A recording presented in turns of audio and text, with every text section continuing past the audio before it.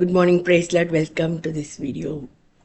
So இந்த வீடியோவுக்கு நான் என்ன பேர் வைக்கிறேன் அப்படின்னா ஹவு இஸ் இட் பாசிபிள் அப்படின்னு நிறைய பேர் நினைக்கிறாங்க. பழைய விசுவாசிகள்லாம் பார்த்திங்கன்னா பழைய காலத்து சபைகள் பார்த்துருப்பீங்க, நம்பிக்கையும் அப்படி இருக்கிறாங்க.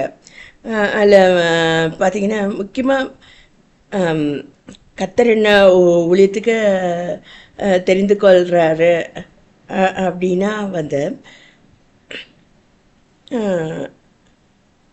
இவளுக்கு வசனங்கள் நான் தானே, அது எந்த இடத்துல இருக்கு என்ன இதுன்னு நான் தானே சொல்லி கொடுத்துருக்குறேன். என்கிட்ட கேட்டு தான் அவள் சொல்ல முடியும். ஸோ இப்போ ஒரு சாட்சியை சொல்லணுன்னா என்னுடைய உதவி இல்லாமல் அவள் எப்படி சொல்லுவா அப்படின்னு சொல்லிட்டு நான் கேட்டாலும் அவங்க சொல்லவே மாட்டாங்க. இந்த வசனம் எங்கே இருக்கு அப்படின்னு கேட்டால் எனக்கு தெரியாது அப்படி சொல்லிட்டு சொல்லக்கூடிய காலகட்டங்கள் இருந்தது.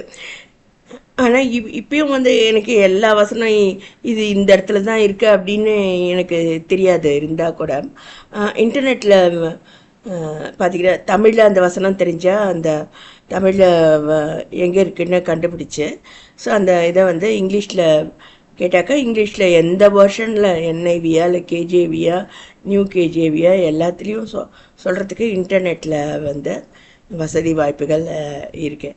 அதோட ஐஃபோனில் வேறு மாதிரி வசதிகள் இருக்குது, இல்லை வேறு சாம்சங்கில் வேறு மாதிரி வசதிகள் இருக்குது. ஸோ நான் ஒரு எலக்ட்ரானிக்ஸ் இன்ஜினியர்ன்ற முறையில் மற்றவருடைய கருத்துக்களுக்கு நான் ரொம்ப இடம் கொடுக்காமல் நான் என்னுடைய போக்கில் நான் வளர்ந்து வர்றதுனால கல்லூரியிலையும் கிடைத்த வசதி வாய்ப்புகளை நான் பயன்படுத்திக்கிட்டு என்னுடைய ஓன் வெப்சைட்டு நானே க்ரியேட் பண்ணி அதையும் கர்த்தருடைய சாட்சிக்கன்று நான் பயன்படுத்த முடியுது. ஒருவேளை மேடை ஏறி ஊழியம் செய்ய முடியாத நிலைமைகள் இருக்கலாம், அல்லது குடும்பத்தை விட்டு தள்ளப்பட்ட நிலைமையில் இருக்கா, இவ என்ன சாட்சி சொல்கிறது அப்படின்னு சமூகம் என்ன தூஷிக்கக்கூடிய நிலைமைகளும் இருக்கலாம். யார் என்ன பல விதங்களில் சோர்ந்து பண்ணக்கூடிய சூழ்நிலைகள் இருக்கலாம், பணம் இல்லாத சூழ்நிலைகள் கூட இருக்கலாம், சபையில் என்ன அக்செப்ட் பண்ணாத சூழ்நிலைகள் கூட இருக்கலாம். அதான் வீட்லேயே அக்செப்ட் பண்ணாதப்போ மற்றவங்க எப்படி என்ன அக்செப்ட் பண்ணுவாங்க.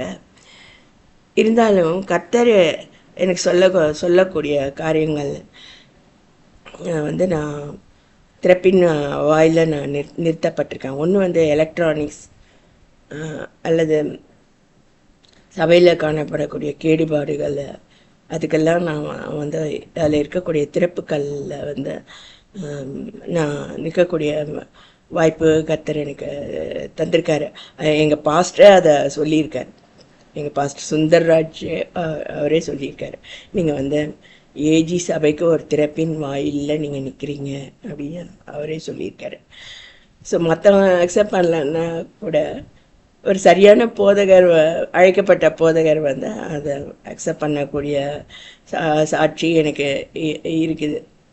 ஸோ கர்த்தர் தான் என்னை நிறுத்தியிருக்காரு. என்னை பயிற்றுவிச்சதும் என்னை திறப்பின் வாயிலில் நிற்க வச்சதும் கர்த்தர் தான்.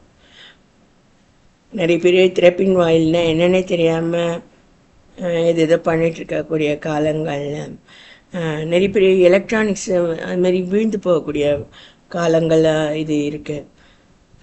அதுபோல் சபையில் காணப்படக்கூடிய கேடுபாடுகளுக்கு அதில் ஜனங்கள் வீழ்ந்து போகக்கூடிய பல திறப்புகளில் கர்த்தர் என்னையும் ஒரு திறப்பின் வாயிலில் நிறுத்திருக்கிறதுக்காக நான் அவருக்கு நன்றி சொல்கிறேன்.